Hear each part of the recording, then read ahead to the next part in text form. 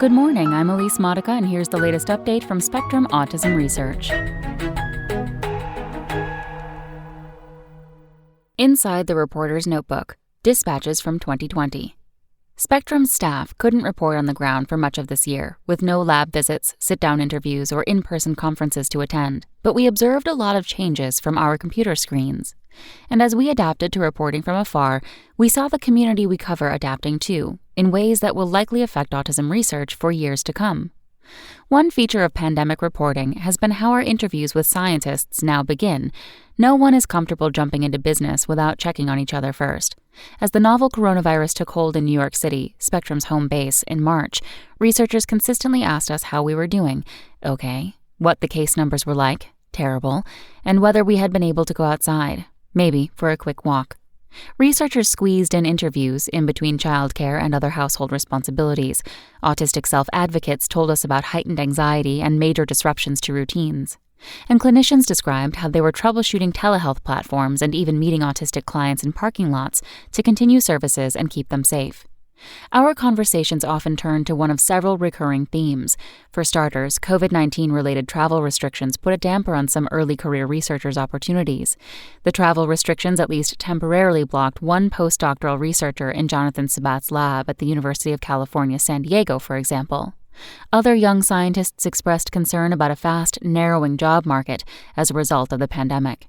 And many long-term research projects were put on hold, at a significant cost in some cases. In February, Gavin Rumbaugh's team at Scripps Research in Jupiter, Florida, was getting ready to fire up a new high-throughput drug screening platform.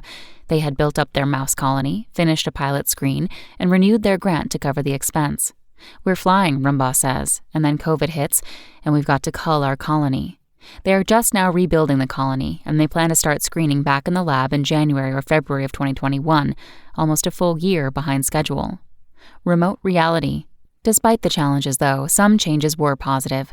Several researchers working with people extolled the benefits of telehealth, including making visits easier for autistic children and their families. And remote research made some studies more accessible to some autistic participants as well, although it may deepen technological divides for people without access to reliable internet connections, says Liz Pellicano, professor of educational studies at Macquarie University in Sydney, Australia. Moving our research online might well make our research more accessible to some autistic people, but it might also make it less accessible to those who are already from seldom-heard groups.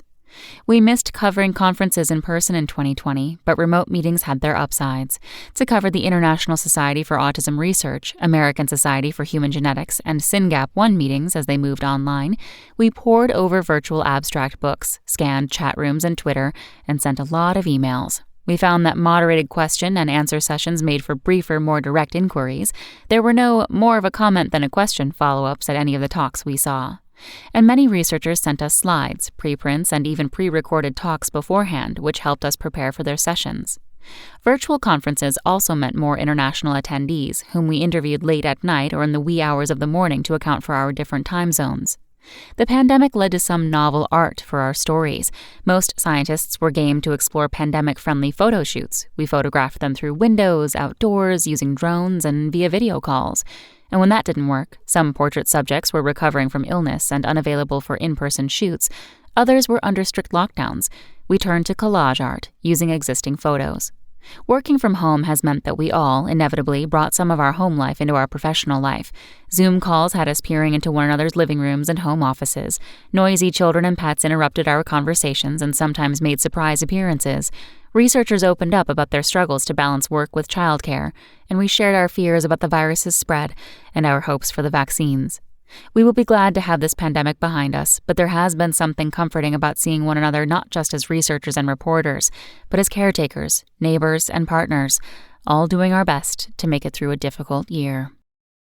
That's all for today. Check back on Wednesday for more content from Spectrum Autism Research, or go to spectrumnews.org.